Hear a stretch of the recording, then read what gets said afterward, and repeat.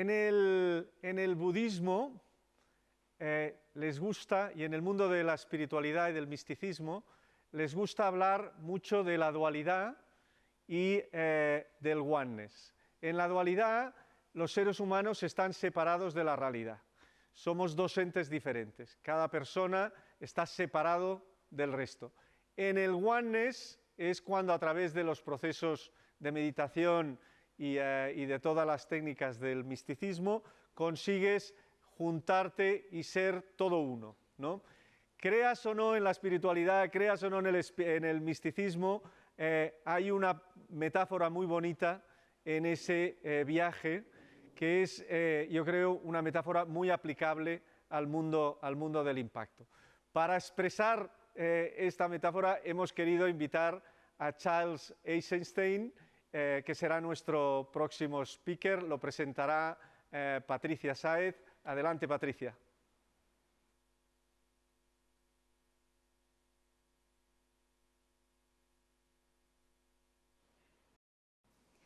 There are books that change lives.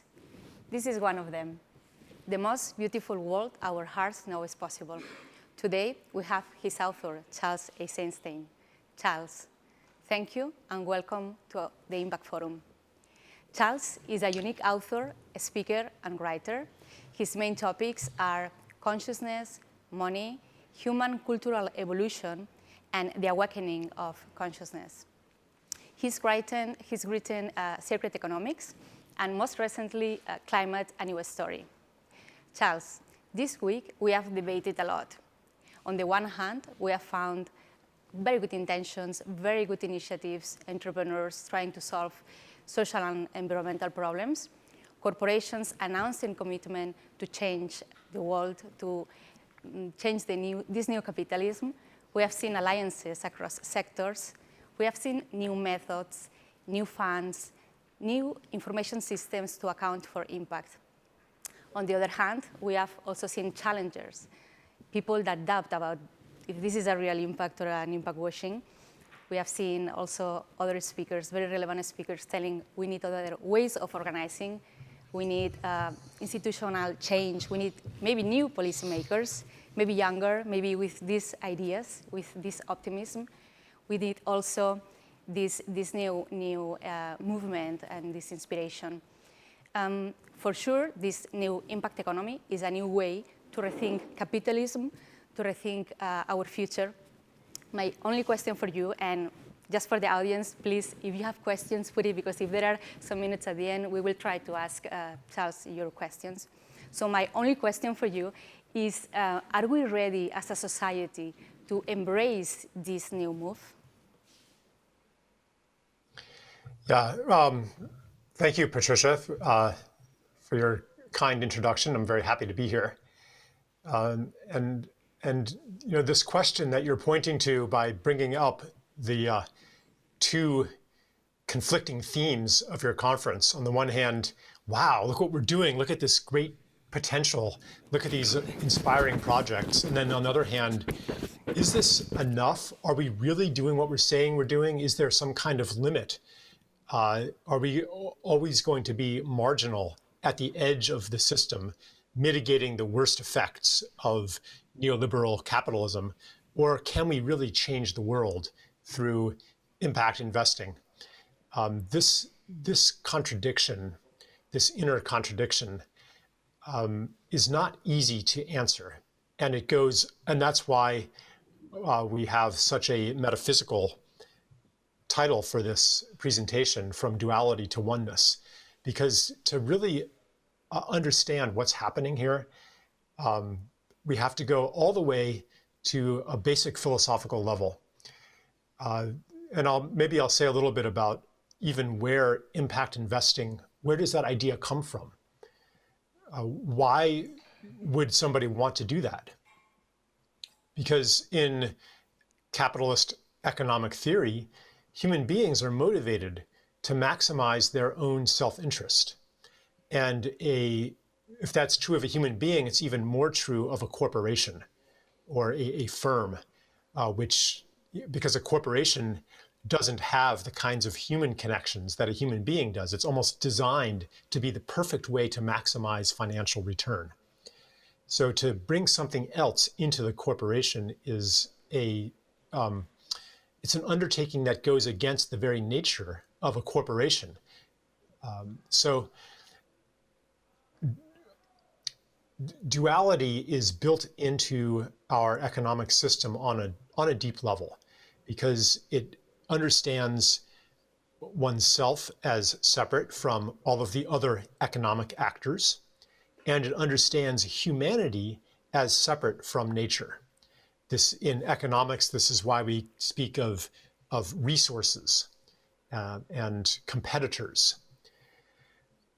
However, this ideology, this way of seeing ourselves and the world that has grown up with capitalism for centuries, is starting to fall apart as we understand that one's own happiness, one's own well-being, one's own health, even one's own wealth in a deep sense of the word, depends on the well-being, the health, and the flourishing of other beings.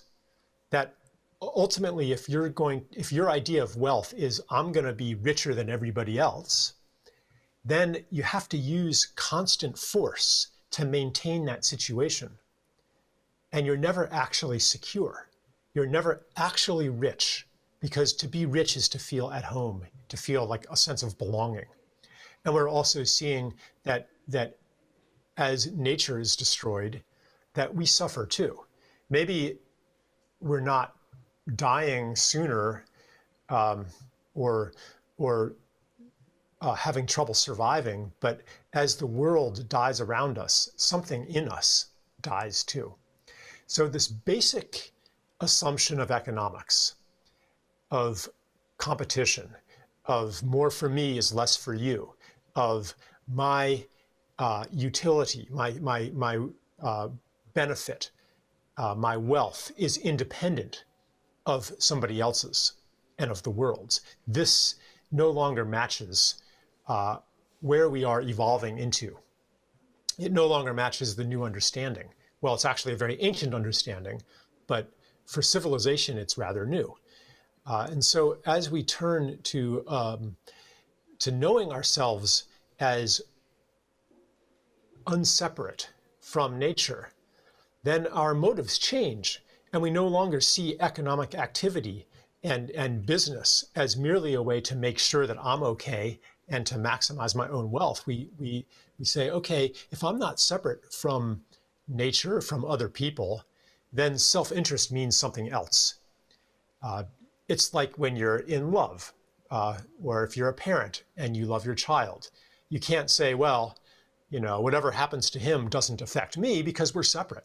No, like if your child is unhappy, you're going to be unhappy. If your child is sick, you're not going to feel well. This is the kind of oneness I'm talking about. It's really more of a connection on the most intimate level, on the level of being.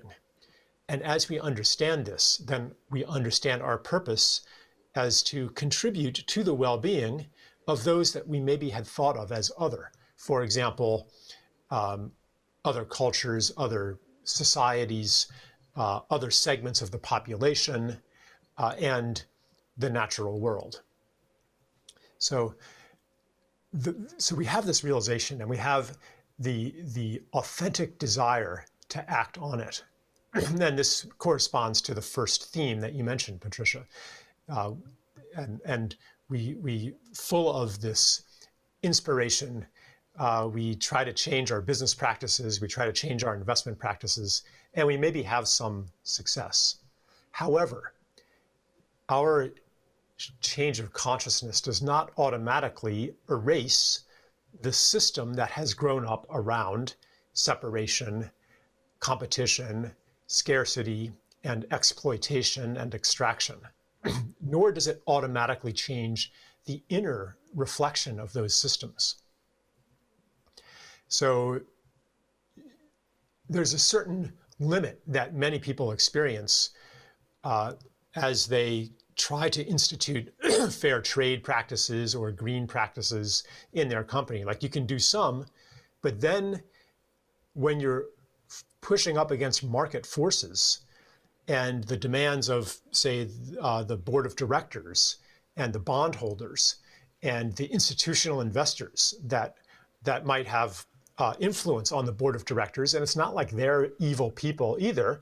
Maybe they represent a pension fund and we need a certain return on investment. And are you really going to try to source all of your components from fair trade suppliers when that's going to erase your profit margin and we're going to lose market share? And so, like, there's a little niche that you might be able to exploit for consumers that are willing to pay a premium for ethically sourced products. But we don't want to be limited to that niche. We don't want to just slow down the world-destroying machine. We don't want to be just an exception at the edge of the system. That doesn't do any good in the long run. We want to change the system. So internally, there's a similar shift that needs to happen, which is the shift from, on the one side, there's impact investing to do the least harm and to maybe do some good subject to a market return of investment. So we're in that mindset. We're still putting return on investment first and subject to that parameter, trying to do the least harm and the most good.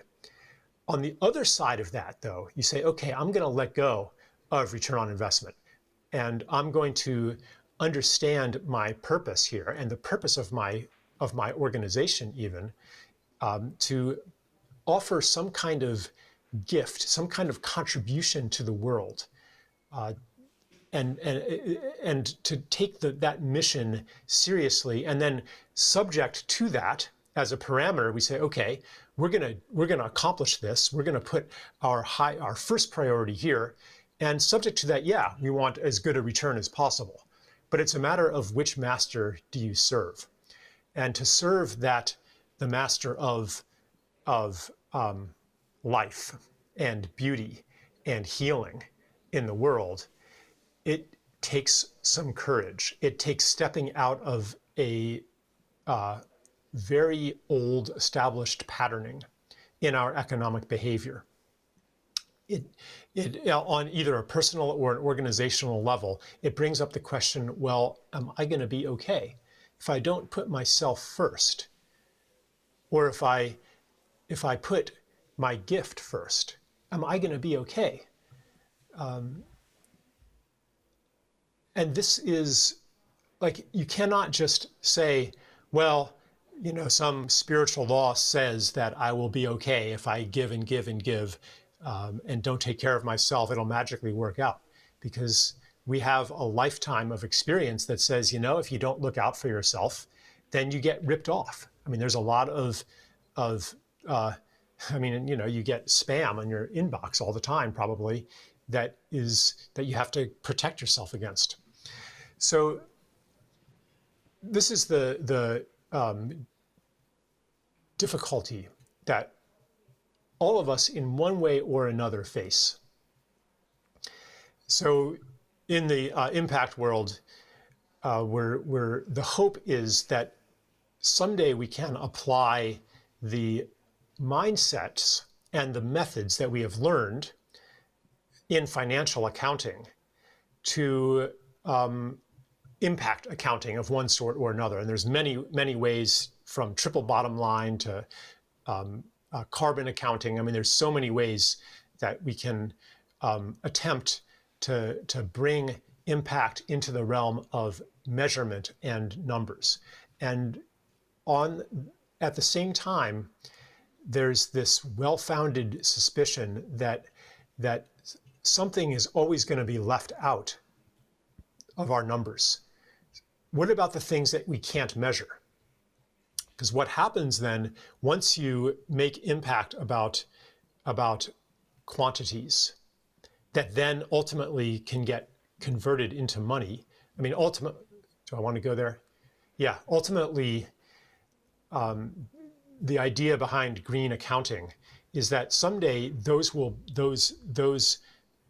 impacts can be internalized to the balance sheet, perhaps through government policies, perhaps through green taxes, so that profit and the good will be aligned. Because now, obviously, you can profit by passing externalities, passing costs onto the external environment. Like you pollute, you don't pay those costs, somebody else does. So the idea is that someday it'll be expensive to pollute. It'll be expensive to harm others. So the profit motive will motivate us to do good in the world. So this is the hope, and ethical business, conscious capitalism, et cetera, is basically a prefiguring of that vision. We're going to practice it first. We're going to develop these accounting systems and the practices around those accounting systems. We're going to be pioneers of this change. But then this is something that a lot of people in this field are noticing, that, like, for example, Germany right now is converting a lot of its energy infrastructure into carbon neutral fuels. But what has been happening is that converted coal-fired power plants are importing wood chips from Namibia, from Eastern Europe, from Estonia, from Romania, and causing lots of deforestation in these places and ecological devastation. Except the numbers look good, because here's less coal, more wood chips. Theoretically, the trees are going to grow back. But what's missing is an actual relationship and understanding of those forests. So it's something that escapes the numbers. And this is a general problem, that when we guide our choices, our policies, our business choices by the numbers, then we are ignoring everything that the numbers leave out, and creating a system where the rewards go to the people who are best able to manipulate the numbers. So this doesn't mean that we should never use numbers or attempt to measure our impact, but it means that we should always be aware that there's going to be something, excuse me, that there's going to be something that the numbers leave out. And that something, we can only know it through a close relationship. And really, you could say that impact investing is ultimately about restoring lost relationships. And that is contrary to the general consciousness of investing, which is about numbers. Numbers are about abstraction. It's about, investing is about scale. You want to put the money in. I mean, really, you want to put the money in and get a return out, and hope. And this is like impact investing is like, say, okay, and somebody else makes sure that those dollars or euros are doing some good in the world. But on some, so to take impact investing to its next level, it can't be a matter of scale so much as a matter of virality, a matter of many, many, many local, relational, social enterprise kinds of projects that might require whole new paradigms of flow that are decentralized, for example.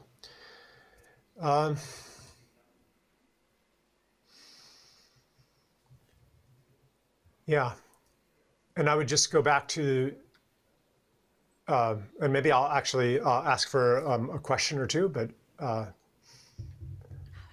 I guess I just want to describe the impact investing movement in a larger context, which is a shift in our civilization's basic mythology. The mythology that tells us who we are, why we're here, what a human being is, what is important in the world, where we came from, where we are going. The old story told us that we are separate from nature, and that our destiny is to rise above nature, to dominate nature, to exert control over all of reality, to turn the whole world into resources, and ultimately, and they maybe didn't say it out loud, but into property, into products. That was the growth paradigm. Oh, and I do have one more minute, so maybe no questions, but I'll just wrap it up then. Yeah, and so this story of domination, of control, of separation is breaking down. Impact investing is a striving toward the story that understands ourselves and nature as inseparable, that understands that, like every other species, our purpose is to contribute to the totality of life on Earth.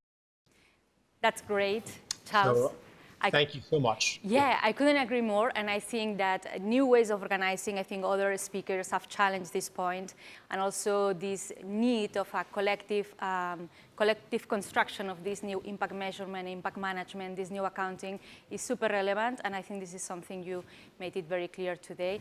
Thanks a lot for participating, for your feedback, and see you very, very soon. Thank you. Thank you.